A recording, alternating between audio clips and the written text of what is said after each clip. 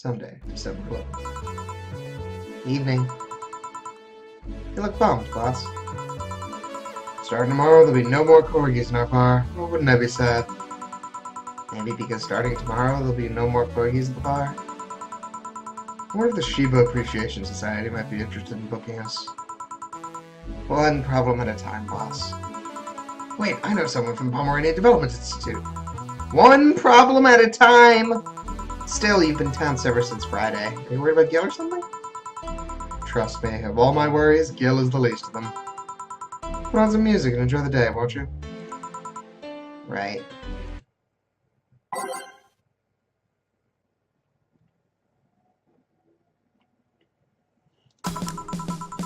Time to mix drinks and change lives. Bartender, we meet again. Oh, Miss Betty. Hello. And Mr. Corgi Lover. Call me Deal. Deal. Deal? Deal. Wipe that satisfied look off your faces, you two. What can I serve you today? I have a beer. I'm not the designated driver today, so give me a fringe weaver. Alright, coming right out. One fringe weaver and one beer. Also, whoa, was that a pivot? From I don't really drink to fuck me up, fam.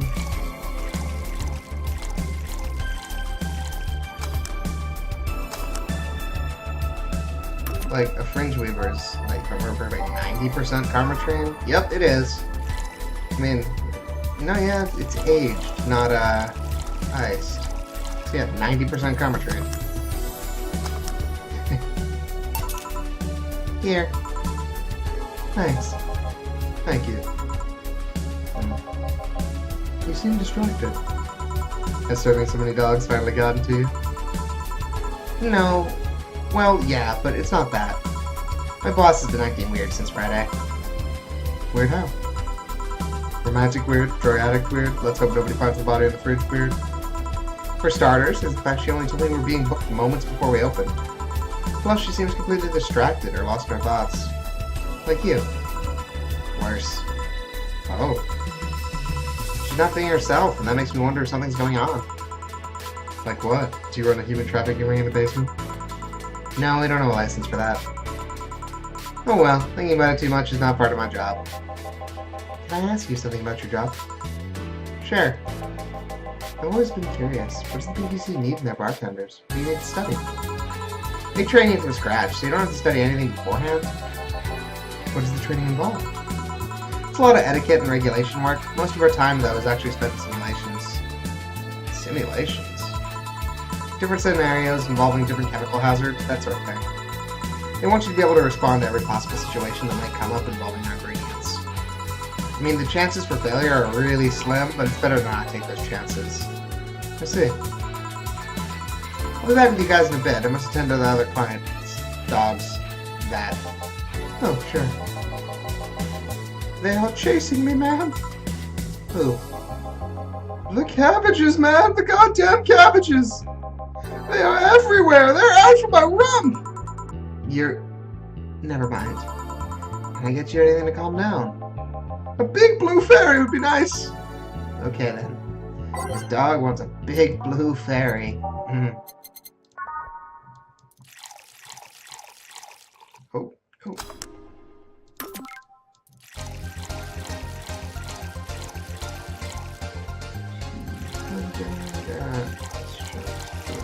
This guy needs to calm down.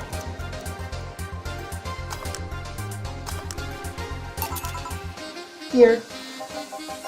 Thanks, very nice of you.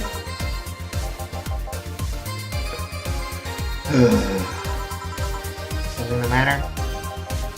Nothing to drink, that's all. Not sure about that, but it's hardly my job to preach sobriety. What do you want? Give me a gut punch. Okay. This Fleabag wants a gut punch.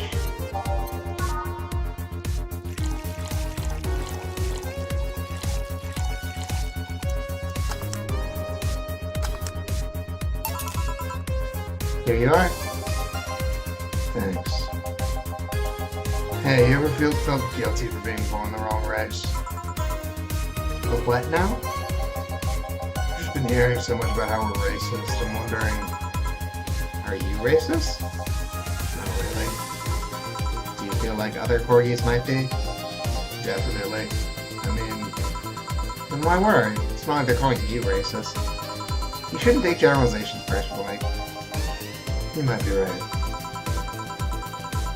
Man, you should have seen the cutie I saw yesterday on the way home. She looked like a cat boomer. She was wearing a mini dress and a prosthetic eye. I thought you were against people using prosthetics. Not against cute, though. Besides, I'm not against prosthetics. I'm only against enhancements. I don't see a difference between the two. Alright, let me put it this way. If you lost an arm and replaced it with a mechanical arm that does exactly what the older arm did, I'm okay with it. If you lost your arm and replaced it with a gun-loaded super arm from hell, that's something I'm not okay with. Even worse is if you decide to replace your arm because of fashion, or a whim, or to get better at some sport. That's completely not cool. That's the difference between a prosthetic and an enhancement. Replacement versus enhancement. I have a similar opinion about Lilum replacing the factory part of the case. If you think it's going to be an easy way of getting better at something, you're in for a bad surprise. Well, I can see why you think that, but what suggested to you that what she had wasn't an enhancement?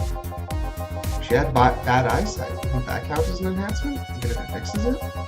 How does reparative work factor into your ideologies? It might be enhancements, but they also replace something faulty. Well, damn it, stop making sense, you piece of scrap. You're weakening my resolve. Having fun? Oh, bartender, that was fast. There seem to be less dogs out today. At least, dogs that want to drink. Yeah, some of them ate their tickets. Lovely. I'll be the one dealing with that later. Say, what's your take on the whole enhancements discussion, bartender? My mom had a saying, anyone can make a chandelier out of their asses. Which somehow means your body, your choices. If they are not hurting anyone, I don't see the point in hating them. Steven? Hey, I didn't say I automatically hate anyone as an enhancement. Me being against something isn't the same as me being against someone. I'm not some 12-year-old blindingly hating someone because of something like that. Maybe you should practice what you preach. What does that mean? I fear retaliation, so I'm not saying another word. You two gonna order anything? I'm fine right now. She's drinking mine, actually. Alright, call if you need anything. Sure. Let's see. Ow! So much for avoiding retaliation. You're not gonna believe me! I was in the bathroom and this other dog was looking at me from the top of the sink! You mean the mirror? No! Another dog! I see. What can I serve you? You're not gonna do anything about that other dog at the top of the sink? I'm sure he doesn't want to hurt anybody. Don't worry. I hope you're right. But I want something really sweet. Coming right up. One sugar rush.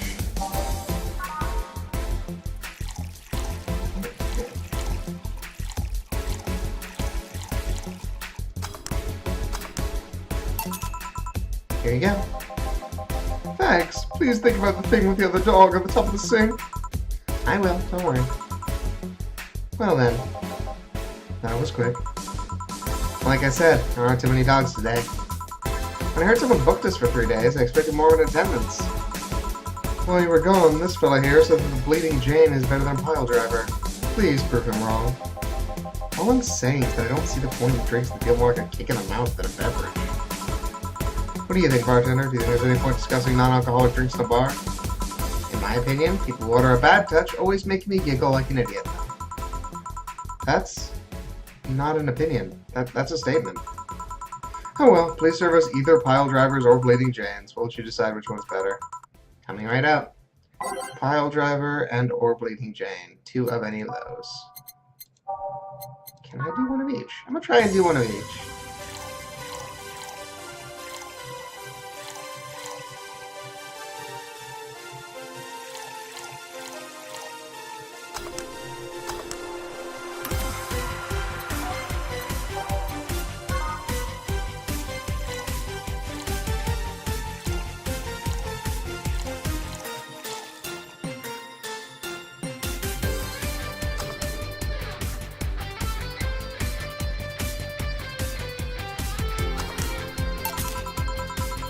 No fighting this way, right?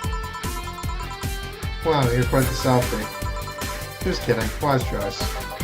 No complaints here. How did you two end up discussing that? Well, it started when I told this guy that I wasn't crazy about the idea of working just for corgis. Why don't you like corgis? They're cute and fluffy and funny, and they just like make you smile. Tell me one interesting thing about them. Legends say they were created by a fairy, and their breed was raised to fight dragons. Oh, you have to be kidding. No, actually, I heard that one too. Really? Still, I can't see why you're so tired of them. Dunno, maybe because I only ever deal with them at their worst. I've only seen them in their happy state. I'm the one running feces samples and unclogging their sphincters if they eat their own dental floss. I might be their veterinarian, but they treat me more like a mom, and not in a good way. It's like being a gynecologist. After a while, you stop seeing boobs and vaginas. Instead, all you see are issues you must fix. At least they're cute issues. Depends. Gynecologists can't pick clients by age or preferences. I was talking about your job. Oh, yeah, that too. Still, I don't think it's so much that I'm tired of them as it is I'm tired of you being so obsessed with them. I'm not obsessed, I'm passionate. You sleep with a corgi plushie and have a wall dedicated to photos you take with the company. I'm really passionate? Too much passion can become an issue, you know. Speaking of issues, did you talk with the director about the whole Cardigan conflict? I was going to do that tomorrow when all together, but I still don't see why I should be the one doing it. For starters, they don't take me too seriously. Understandable, I don't take you seriously either. I mean, in the end, they're still dogs. They need someone with a strong commanding voice. Are you saying that I have a naggy voice? No, not your voice, just your entire demeanor. So I have a naggy demeanor. I'm assuming you two are talking about the whole race conflict. Yeah, this is hurting me more than I think. The company might actually collapse at this rate. Which is terrible, because a couple of these dogs' families are dependent on their paychecks. Doesn't that count as unethical and unusual treatment of animals? It's a bit of a legal gray area. The dogs are doing it willingly, after all. And even if they weren't doing it willingly, the dogs aren't actually being mistreated or exploited. In fact, the company's pretty relaxed. Speaking of relaxed, how's Quergen doing? He's fine. Still complaining about his back. Still unwilling to take his medicine. He's saying he's not that weak. There's this Quergen guy. My guardian. I passed the tests years ago, but I couldn't leave him. That's actually commonplace, isn't it? Lilum being unable to leave their guardians because they feel too much like family. Now, to be fair, people get attached to many things. Some even get obsessed with inanimate objects. My grandpa loved his car more than any of his sons. The one whose will left all his earthly possessions to his car, right? Yep, that one. How do you become a Lilum's guardian? You fill a form with the Artificial Intelligence Council. Then they do a background check, and they deem you useful, they'll give you authorization. You're given a week's notice before they give you all the data about the Lilum you'll be taking care of. You have to watch over it until it can pass 3 different personality tests. If the Lilum wants to stay with you after that, that's your problem. So it's like adoption and a lottery all rolled into one. They do that to diversify the possible outcomes. 2 Lilum can be of the same model, but they'll grow differently depending on their guardians. What if something happens to the guardian? A new guardian can appeal to the council, stating they're more fit for the position than the original. This happens when a guardian has become unavailable in some way. Or because you can back up claims of neglect or maltreatment. You spit out all that information like it's hard-coded, didn't you? I worked in the department for some time before coming to the STC. It's almost a reflex. Are you interested in becoming a guardian bartender? I don't know. I'm just a nerd when it comes to AIs in general. The money they give you for it is not that great, though. I see. Well, time to check in on the dogs. Listen here, punk! Sorry, I didn't mean to call you a punk. It's just... I was chasing my tail and now I'm too hyper to control myself. Sorry. Just give me anything. Alright. Dog wants anything. Look at safety, something sweet. Almost done. Let's give him a Sparkle Star. This is what I gave the person when I was saying that I should give them a Sugar Rush, isn't it? Not bad. dogs? Oh, it's the same. Oh, just one's aged and next one's just next. That's really similar. This is good. Very good. Very good! Very good! Ah! Huh. No, see, I can see the value of their dog races. The Pomeranians, those are nice, but they aren't corgis. Well, yeah, I can understand that. You remember that cute girl from yesterday I mentioned earlier? Yeah? The white knight that was with her, she wasn't that bad either. I mean, it was obvious that a tapestry of muscles was hidden under her armor. I prefer more delicate-looking girls, though. You can appreciate how something looks, but that doesn't mean it's necessarily your thing. And you, bartender? Me what? Which dog race do you prefer? That's not the question I was expecting. Not much of a dog person, actually. Do you have any pets? A cat named Four, yeah. He's just a stray I rescued. Do you like rescuing girls, too? I'm sure I should be making a witty retort right now, but I'm just gonna go ahead and say no. Weird. I've always thought that the rescue fantasy was universal. Why call her Four? Four is a Lilum I met some time ago that... Never mind. Pretty lame name if you ask me. Better than calling it Asshat. Bet when you and Four play, it's quite the sight, eh? He's so lively, sometimes I fear Four shadows my presence entirely. You guys want to lose consciousness that much? You really need to calm down with the whole pun-hating stuff, Betty. But to move away from this whole foreground, what is this rescue fantasy you mentioned before? You know, the one where the wayward, dangerous souls redeem themselves through the power of love. The bad boy who turns away a life of crime. The drug addict girl who lives in the streets and turns tricks until she found a good man worth changing for. It's corny romance cliches 101. Well, you're the one with the shelf full of old lady romance novels, so I'll trust you on this. Hey, Fabio the 13th is a national treasure. You don't even like guys. Why do you read all those novels? I'll let you put yourself in the place of the main character quite easily. You never said main character is a muscular man. I see no problem. Just, what is your self-image? If I could ask something else, what is it? Why do you hate puns so much? Many people cringe at puns, you know? Yeah, but you react like you have a vendetta against them. They made me feel stupid. What? When I was a kid, everyone in my house had a penchant for making puns and drop a hat. I was the only one who couldn't get them. Years later, I finally got them, and they weren't that funny. They made me feel stupid. All in the name of some terrible joke that wasn't even funny in the first place. I've said this so many times I might as well just make a recording, but you need to chill out, Betty. I am chilling out. Just because I complain about stuff doesn't mean I'm not relaxed. I'm not sure that's how that works. Trust me, when I'm tense and angry, you'll know it. I fear the thought. Anyway, I'll go check on the dogs. I'm supposed to be their doctor, and they're being suspiciously quiet. Be careful. You want anything else? I'll have a bloom light, actually. Make that too, please. Sure.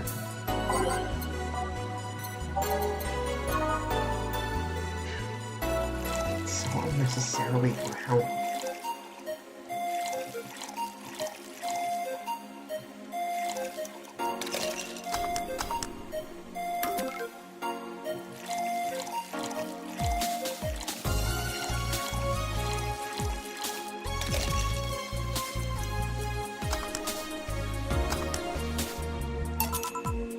Here. Thanks. Say, you two seem to get along quite well. Well, when you're the only two sentient humanoids in the entire company, it kinda happens. Sentient? We have a couple of test mannequins and cardboard cutouts, so... I see. Seems there's more to it than just that, though. I mean, even if you two are the only ones of your kind, you can still hate each other. Well, I guess I'm one of the few that can stand better. She's a really nice person. She doesn't sugarcoat things. Yeah, I can see that.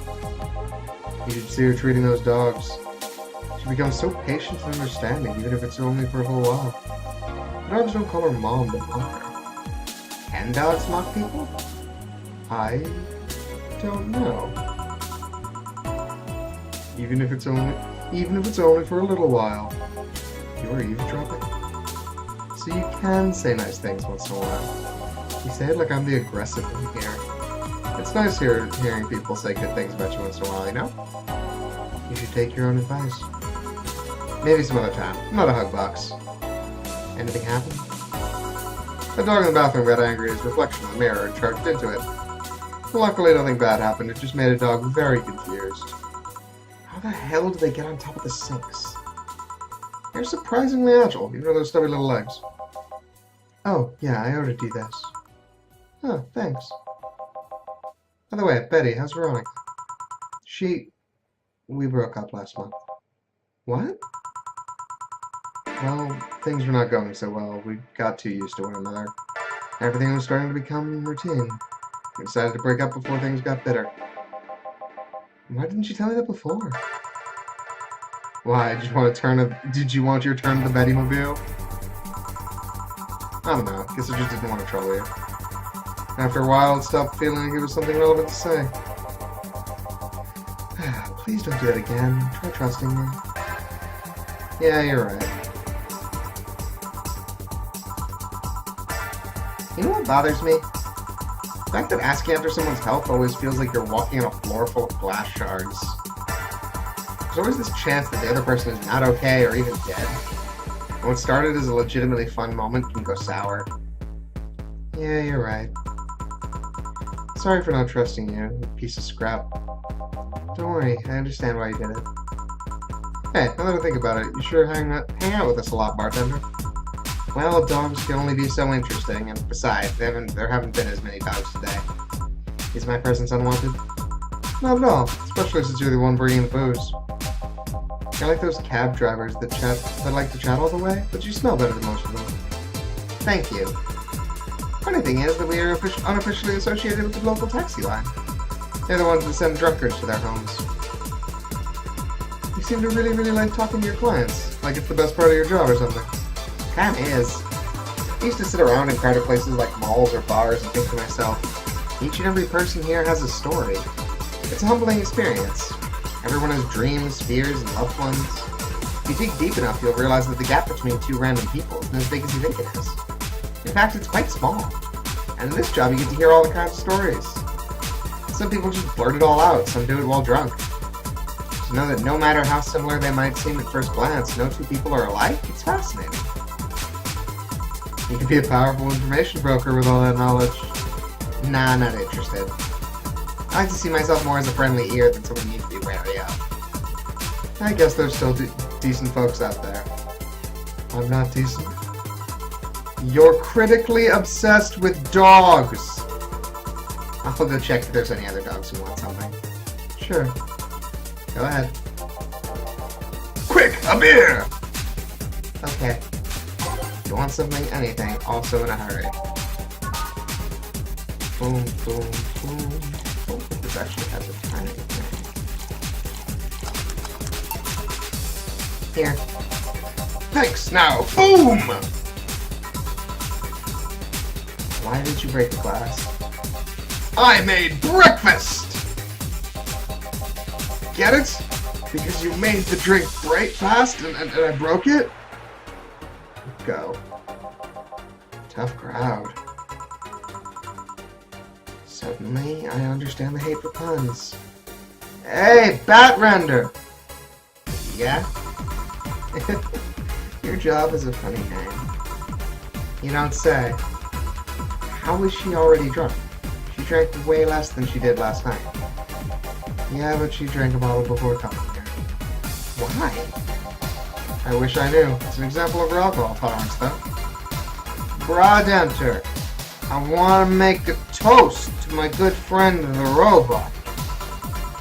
Probably the only person, robot, thing I could stand my yapping for more than half an hour. Without him, my job would be 5 times more boring and my life 2 times more meaningless.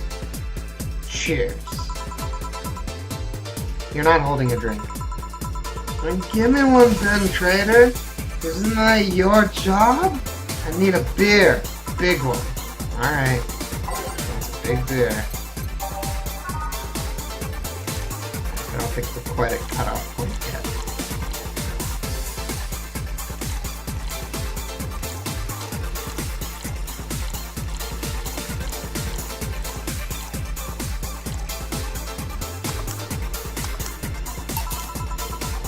Alright, cheers. I said cheers! Cheers. Cheers. Good. Grumpy when sober and a sweetheart when drunk. Seems like she's been like this since her university years. You make it sound like those were a decade ago.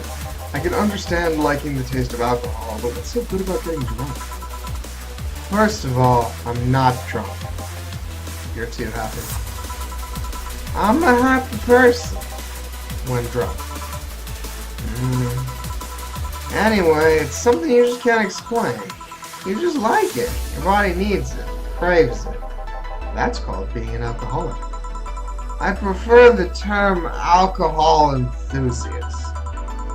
Anyway, humans actively look for things that make them feel lightheaded.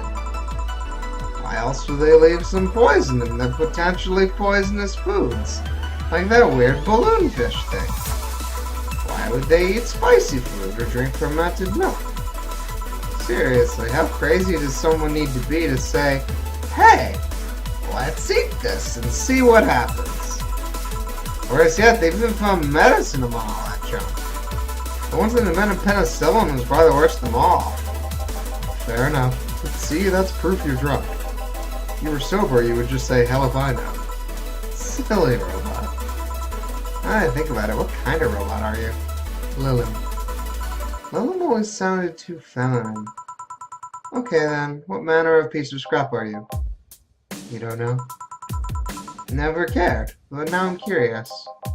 Oh well, you won't remember it tomorrow. I'm a DT-01D, a social development robot. Is that like the DFC-72s? No, DFC-72s are designed to be as physically human as possible, in order to blend in with humans better. My line is more tailored for resilience. We are workload. Why must you be cursed to only one destiny from the moment you are born? You do whatever you want, silly robot. Follow your dreams. I know, I'm already doing it. Being created or hardwired for one duty only means you're more adept at certain things. Giving robots freedom of choice? That's the whole purpose of the ADM law. Yeah, but you know, you say you're resilient, but you don't look the part. True, I never upgraded my muscles, but I can stand at 200 degrees Celsius without breaking a sweat. Lilum can sweat? Cooling agents, yes. No matter, you're so special to me no matter what kind of robot you are. Lilum. No matter what piece of shit you are. Speaking of special, how come it isn't legal to marry a dog yet? Excuse me, what? If humans are allowed to marry robots, Lilum, they should be able to marry dogs too. Uptrender? That's me, I think. This guy here wants to bang a dog. Mock him. Excuse me? I do not! I was just saying that if humans are not allowed to marry Lilum, why shouldn't they be able to marry animals? Because first of all, they're not humanoids. What about monkeys then? And now you want to bang a monkey? I do not! And second of all, dogs, just like many other animals, can't give you consent. But look at these dogs. Sure, they have the cognitive ability of 7-year-olds. They can talk, drink booze, and argue. So now you want to bang a 7-year-old. We have a regular here who would be delighted to hear that. Stop it! Remember, Lilum-human marriages were only sanctioned after the Lilum achieved full sentience. And even then, they used marriage as a way to evolve the collective source. Besides, dogs don't really love us that way. Trying to apply human ideas like marriage to a dog is like trying to feed vegetables to a carnivore, you get me? Says the ex-vegetarian. Why are you always so smart when drunk? I'm not drunk. Anyways, if you want to screw a dog or chimp, go ahead. Just don't bring marriage or infants in the whole deal. If you even started thinking about doing the horizontal mambo with a 7-year-old, please seek some mental help. But I don't want to bang dogs, or monkeys, or 7-year-olds. Well, thank God. Why'd you suddenly start talking about dog-human marriage? It's just, I was thinking about all these dogs in tuxedos, and I started picturing a dog in a bridal dress. I mean, just try and picture that. And I'm the drunk one. Wait, I'm not drunk. Why would I say that? And again, when you get drunk, you only get dizzy. You don't limit. Is there a limit to how you can drink before passing out? No, I just get disoriented to the point of effectively useless, but I never quite pass out. Maybe if I passed out, I wouldn't have to deal with all the shit that follows. I always have to wait at least 24 hours before my effects pass. One has to wonder why they gave all those human flaws to Lilim. I read something about that. It said that by giving Lilim the same kind of weaknesses humans have, they would develop the same way humans do. So that's why they also bite their lips randomly when eating. Seems like it. It makes me wonder exactly how anatomically correct are you? That's something I know and you don't. Any of you want something else to drink? Yeah, I want... nothing. You're drunk enough as it is.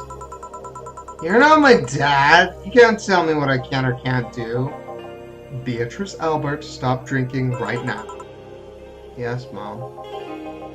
Now go sleep in the car. We are almost done here. But Mom! Go. Bye, bad nerder. Bye, Miss Betty. It actually worked. If I didn't know she wouldn't remember anything tomorrow, I'd be afraid of retaliation. Although I'm curious, why do you call her Miss Betty? It makes her sound like a teacher or something. Etiquette? I don't know. There's also something about her that makes it feel right to call her that. Maybe it's the forehead. I see. Well, I gotta get things ready if you'll excuse me. Good luck. Hey! We're closing. Damn it! Well, everyone's safe in the cab. You're taking our leave, bartender. Thank you for providing such great service at such short notice. That's my job. You're interesting too. Well, thank you. I'll make sure to tell all our associates about the wonders of this place. Thank you, and please come again. You sure will. Send my regards to Miss Betty. Gladly. See you later then. Bye. All done. Yep. Seems like we got some new regulars. Yeah, it'd be nice if they came back. Or that we're still here when they want to come back. You've been acting weird all weekend, boss. Are you okay? I am. The bar is not. What do you mean? Well, I guess you have the right to know. The PTC sent me a message on Friday. Valhalla hasn't been bringing in much income these last few months, which means that we are at risk of being wiped off the map.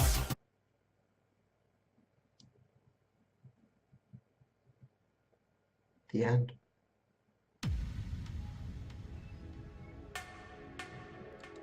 And so ends our prologue. What will happen to Valhalla? Stay tuned to see.